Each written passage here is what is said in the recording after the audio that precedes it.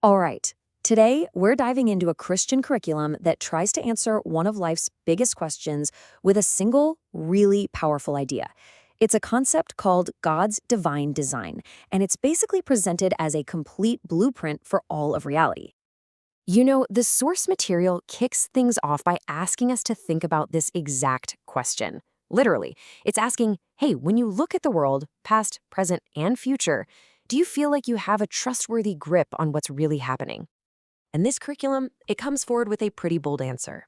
It argues that our world isn't just a bunch of random chaos. Instead, there's a single divine design behind it all, a blueprint for reality laid out by an eternal designer. So yeah, let's dive into it. Now, the entire foundation for this concept is what the source calls a biblical worldview. So what's that? It's basically a perspective where the Bible isn't just a religious book. It becomes the ultimate lens, the filter through which you see and understand absolutely everything in the world. So, here's our game plan for breaking this down. The curriculum uses this simple, kind of memorable structure. Roots, which is the why or the foundation. Fruits, which is the evidence you can see. And boots, which is the practical, boots-on-the-ground action. After we go through those, we'll wrap it all up by looking at why this design is presented as being so incredibly important. First up, divine roots. This part is all about the big theological why. These are the foundational beliefs that the whole design is built on. To explain why a design like this is even necessary, the curriculum paints this really powerful picture. Imagine you're totally lost in some big, chaotic city. Your GPS is on the fritz, and you've ended up in a really bad part of town. The source argues that without God's trustworthy map, that's exactly where humanity is, just with, eternal consequences. So what is this foundation actually made of? Well, the document breaks it down into 3 core roots. First is perfect veracity. This is the idea that the Bible is absolute, error-free truth. Second, there's prophetic vision, which basically means you're seeing the big picture, God's overarching story correctly. And third is promised victory, the belief that the spiritual war for believers is already won. This quote from the theologian R.C. Sproul really gets to the heart of that idea of divine authority. The logic is simple but pretty profound. The word authority literally has the word author inside it. So, the argument goes, because God is the author of everything, he is the ultimate foundation for all other authority, period.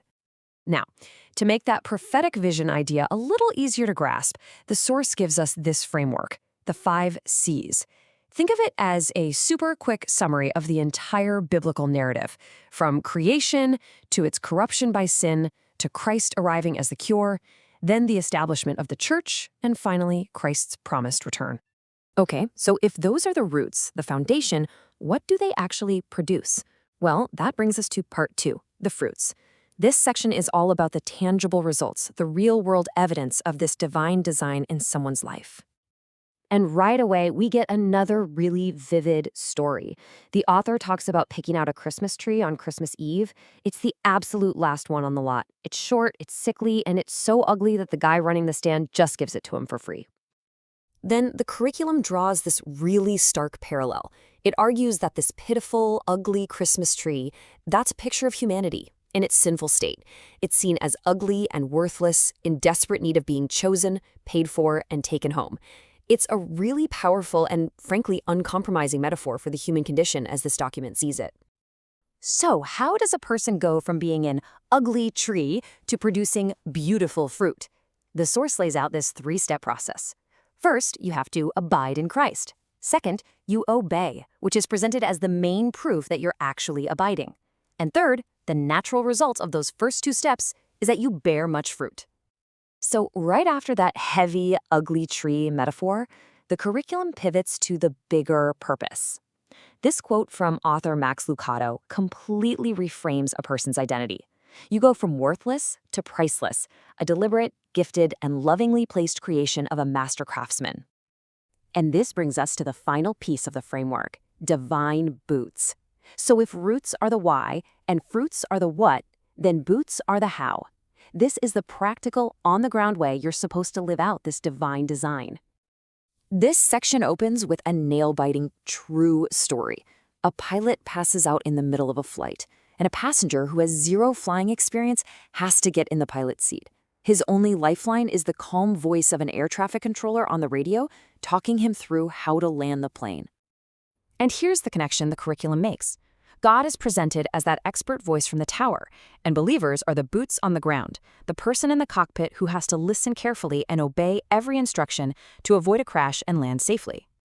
A huge part of being these boots is to show a complete transformation. It's basically a before and after picture. The curriculum argues that believers are changed from being dead in their sins and following chaos to being alive in Christ and having a real purpose. Okay, this slide right here clarifies a theological point that the curriculum presents as absolutely critical. It's all about cause and effect. God's grace is positioned as the one and only cause of salvation. Good works, then, are simply the effect. They're the natural fruit and the evidence that salvation has already happened. And the source issues a really strong warning here. It says that if you reverse that order, if you start to believe that your good works can somehow cause or earn God's grace, that's a fundamental misunderstanding. The document calls it a false gospel that completely rejects the divine design. So, after going through the roots, the fruits, and the boots, we finally get to the conclusion. The document itself asks the big question. So what? Why does any of this really matter?